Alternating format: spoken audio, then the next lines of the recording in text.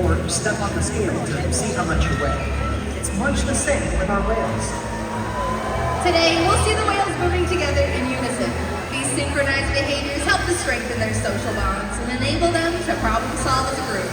Working together as a team is what makes the killer whale the ocean's top predator. Scientifically, they're known as the Orcinus orca and more commonly referred to as the killer whale. Here at Seaworld, we know them as Katina, Nalani, Malia, Trua, and Makayo, our killer whale family. Makayo is the youngest member of our pod at 13 years old, and his mother Katina is the oldest, and she is our matriarch and leader of the pod. And this year, she'll be celebrating her 48th birthday.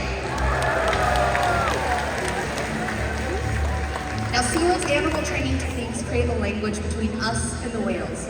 It's a language of learning through positive reinforcement, encouragement, commitment, and care. Through these techniques and our relationships, the whales learn to trust us. They even learn to take an active role in their very own health and well-being. One of the very first healthcare behaviors that we teach our pod members is something called a fluke present. What we do is ask our killer whales to roll over ventrally using hand signals to present their whole stomach. Now, not only does this give us a great look at their entire body, but it also gives us access to blood vessels that are easily seen on the white undersides of their tail flukes. Joining us now is Trua to demonstrate this behavior in our slide out area. There's the hand signal that asks him to roll over upside down. And there he goes presenting his tail flukes. Now our veterinarians will collect a blood sample at least once a month, and all the whales are taught to remain calm and relaxed just like this throughout the entire procedure. You'll notice our trainers today giving them rub-downs all over their bodies, including on those tail flukes. Then since killer whales have very sensitive skin, this is one of the many ways that we can reward them for remaining calm during procedures like this one. And it's also a great way for us to strengthen our relationships with the whales. But blood samples are just one of the many ways that we can ensure their health. Another very important diagnostic is weighing them. To weigh a killer whale, what we do is ask them, again, using hand signals, to slide their bodies up and onto a giant killer whale-sized scale located in one of our other habitats. When they do this, there's a portion of their body, from their dorsal fin all the way down to their tail flukes, that remains in the water. This area is known as the peduncle, and it's the powerhouse of the killer whale. Now, you'll notice that when Makayo stood up here, his peduncle is still in the water. And with that peduncle still in the water, we would not be weighing him completely, so we ask him to lift his tail flukes up and out of the water, just like this.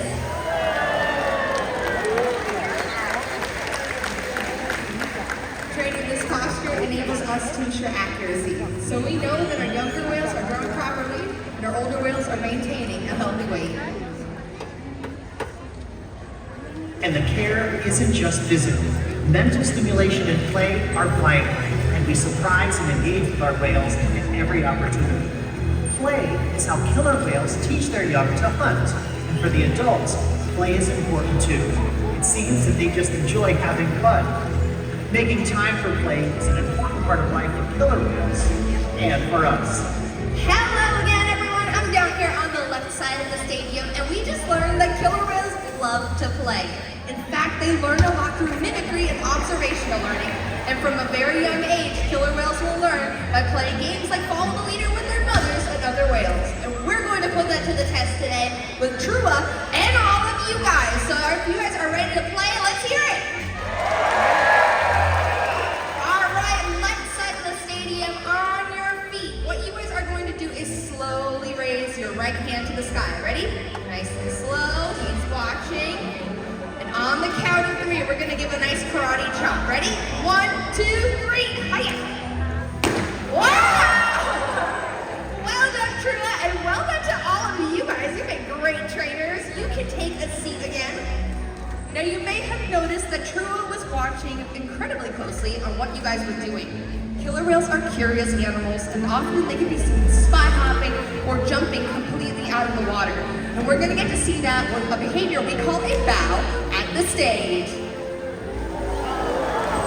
All right, it is time to kick it up a notch, so everyone on the right side, on your feet, you're going to get your 2 pointer fingers out in front of you, just like this, both hands, and we're going to throw them over our left shoulder. On the count of 3. 1, 2, 3. All right, now Makayo saw that hand signal. He knows what that means. Killer whales will beach for a number of different reasons. Sometimes it's to stun their prey, scratch an itch, and sometimes it's just simply to show off. Let's give it up one more time for our killer whale family and all of you guys.